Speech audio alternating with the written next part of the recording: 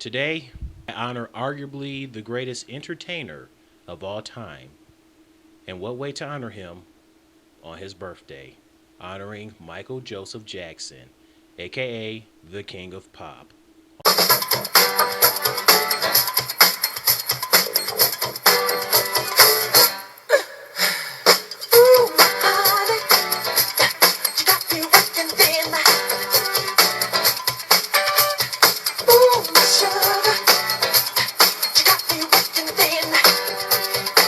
On his 58th birthday. It's hard to believe it's been 7 years since his passing. It really doesn't feel like seven. To me, it feels like more like 5 years. I mean, in the next 3 years, in 2019, it will be his 10th death anniversary.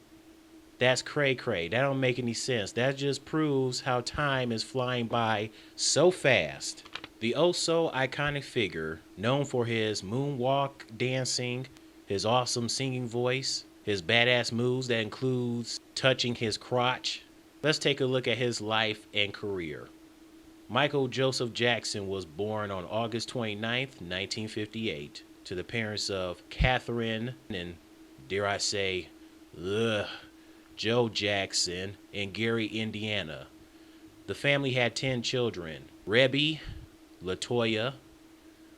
We all know Janet Jackson since her and Michael look, talk, and sound alike.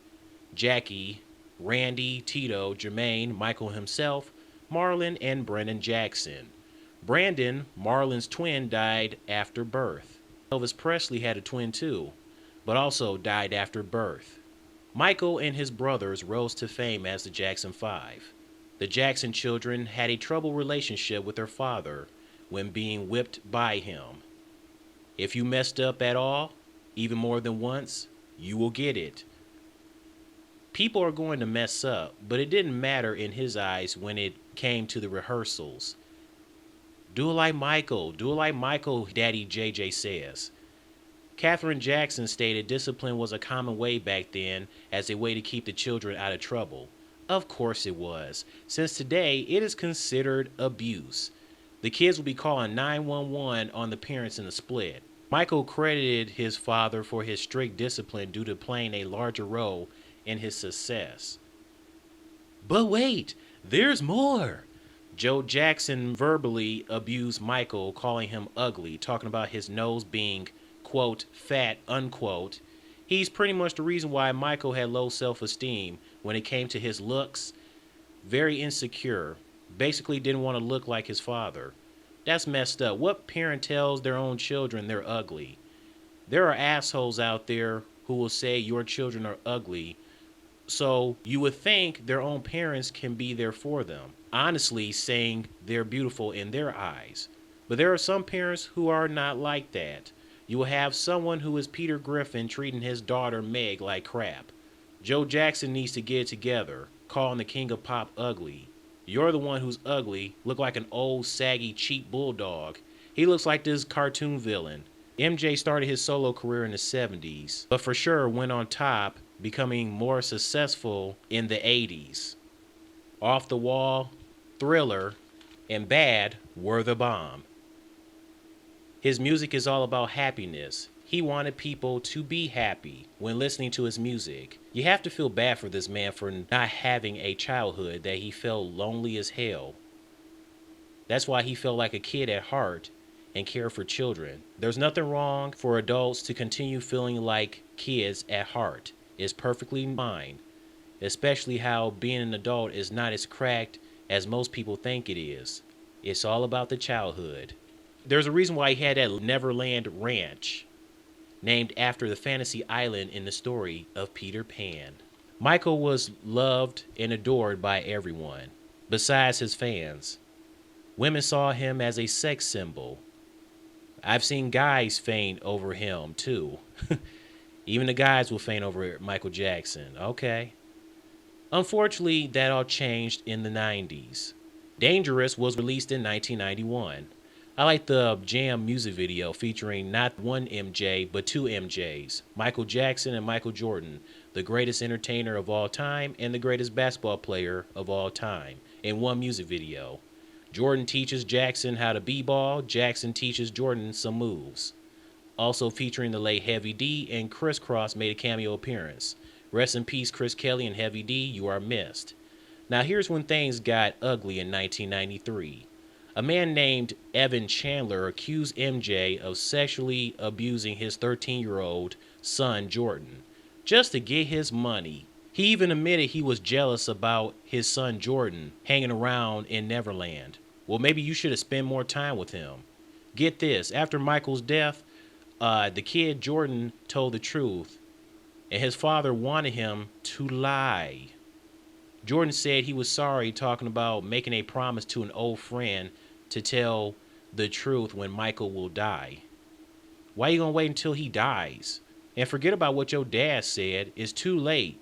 You should apologize to Mike regardless when he was still alive. As for his father, Evan Chandler, he committed suicide 5 months after Michael's death, 7 years ago. Why? Who's to say? Maybe he felt so bad about Michael's death, he figured that he had no choice to live about the crap that he did back in the 90s. Or he figured, well, since Michael passed away, he had a feeling he obviously wasn't going to get his money. I don't know. Either way, oh well. Since then, the media and people listening to what the media says assumed he was a child molester, a pedophile, calling him Wacko Jacko, thinking he's a freak, he's weird. In June of 1995, MJ's History, Past, Present, and Future album was released.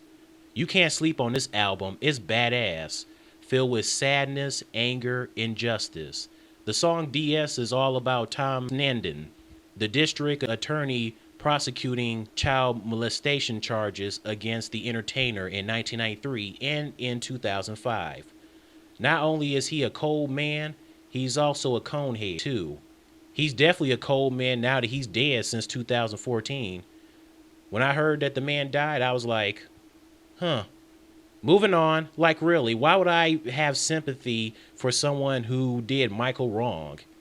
What's also underrated about that History album is Michael cursing for the first time on any of his solo albums. Since he had enough, can't blame the man. I love This Time Around featuring the Notorious B.I.G. That is my jam. I could play it 24/7. Mike and Biggie were killing it. You could feel the anger from Mike. This time around, I never get bit, though you really wanna fix me. This time around, you're making me sick, though you really wanna get me. Somebody's out to get me. They really wanna fix me, hit me.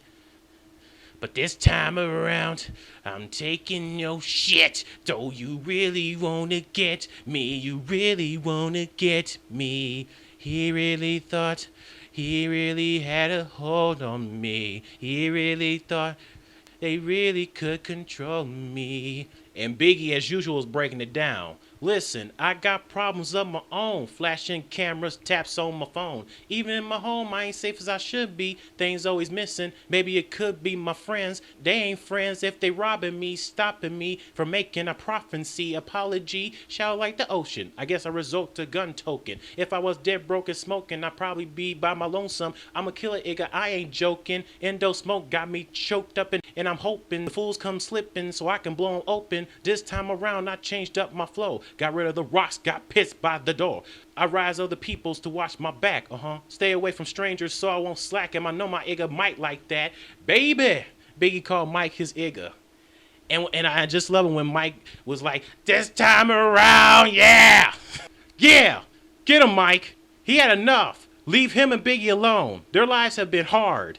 This time around, it's the type of song that you have in your head when you're dealing with a bully at school. This is the type of song to have in your head when someone backstabs you and treats you like crap. You want to be like, this time around, I'm kicking your ass. I love Scream 2, the brother and sister duet with Janet Jackson. Love hearing Mike scream, ah! It's like watching Courage the Cowardly Dog.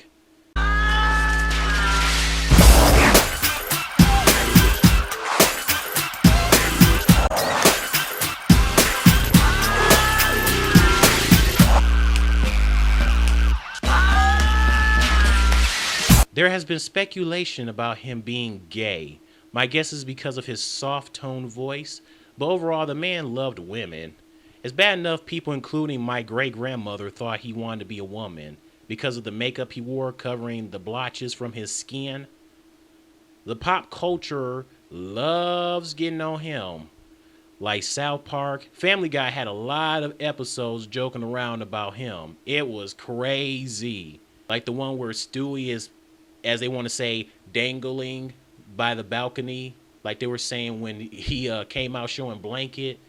You got Mike going, hee hee, hee hee. Besides the bull crap he went through, he still made friends along the way, including children.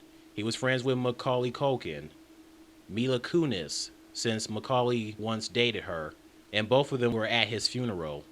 Him and Chris Tucker were real cool, and Chris Tucker was also at his funeral. Chris Tucker said every time he went to Neverland, Mike would give him something he liked. He liked this one TV. Man, the next day Mike sent the TV to him. Him and Princess Diana were good friends too. When she died, he was hurt and cried and did a concert tribute to her. Because of the princess' death, he was afraid it would happen to him, since he could never get any privacy. He couldn't go to the park, couldn't even go to the store. Everybody needs their privacy, man. Then there were the women in his life. Diana Ross. He dated Brooke Shields, Tatum O'Neal, and Stephanie Mills.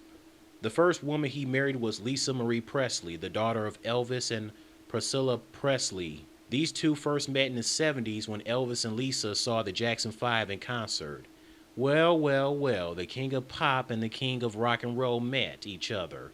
They reconnected in 1992, talking every day, having a lot in common.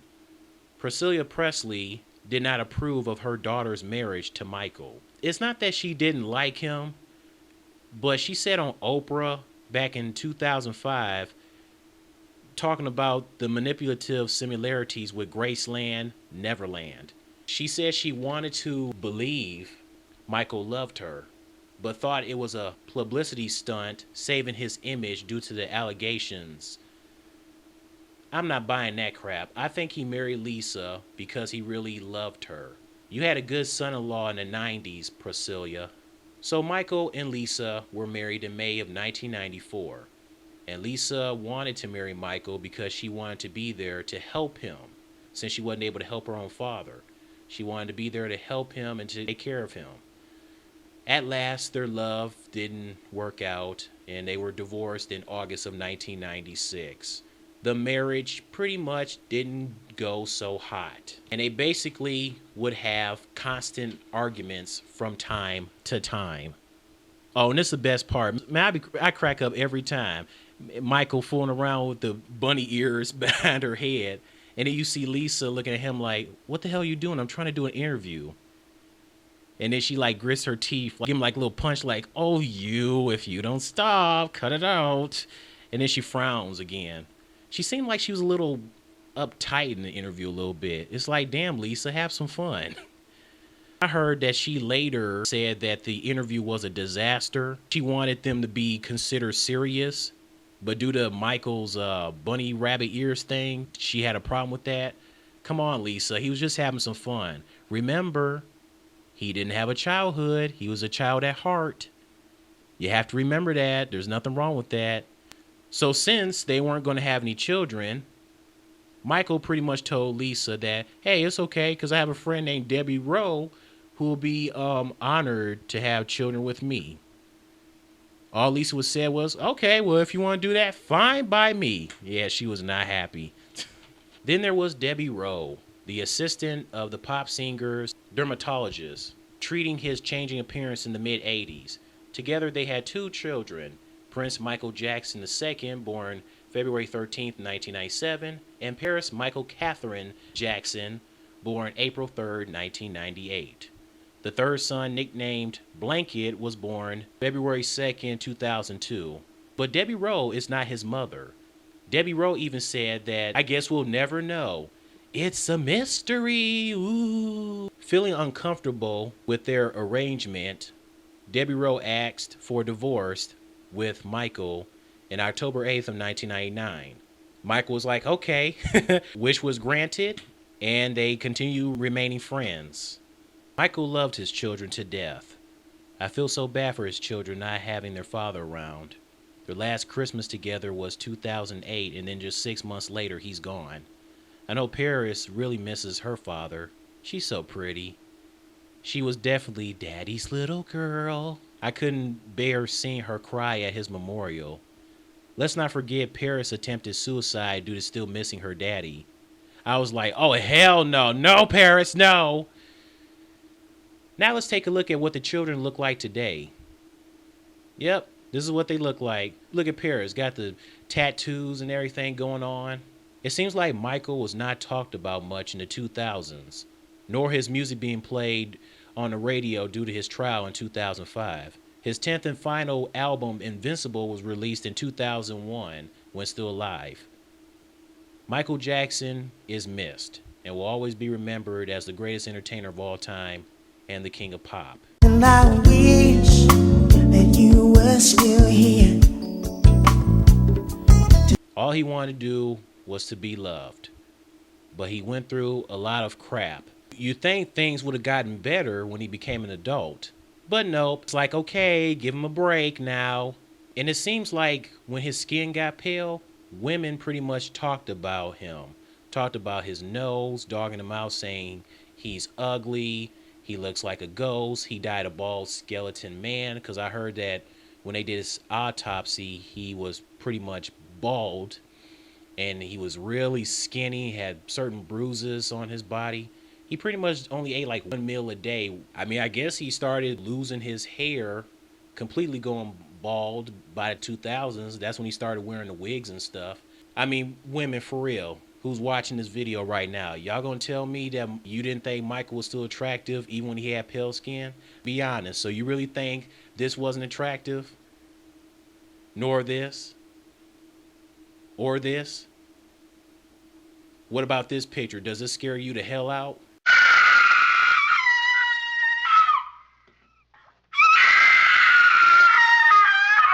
Let's not forget about 2 months ago, around his 7th death anniversary.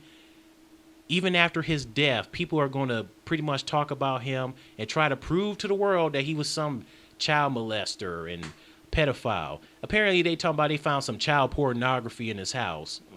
Whatever, I ain't buying that crap. The dude is innocent. Could y'all please leave him alone? Y'all just don't want this man to rest. Leave him alone, man. And first of all, why is this even coming out 7 years after his death? You would think it was come out when he was alive. Leave Michael Jackson alone. He went through enough. I bet he rolling and crying in his grave right now, saying, please stop talking about me. Haven't I suffered enough? Come on, guys, just leave me alone, please. Why? He was just a misunderstood poor soul, but the world treated him like crap. The links in this. Well, this has been a video. I hope you enjoyed. And check out the description box of 4 videos. One where Michael talks about being whipped by his own father. A special touching Christmas video with his 3 children. The Oprah interview with the 2 Presley women talking about the marriage of Michael and Lisa. And the one classic, oh so funny one, where Michael has his bunny ears behind Lisa's head. Oh my goodness. Anyways, that's it. See you later.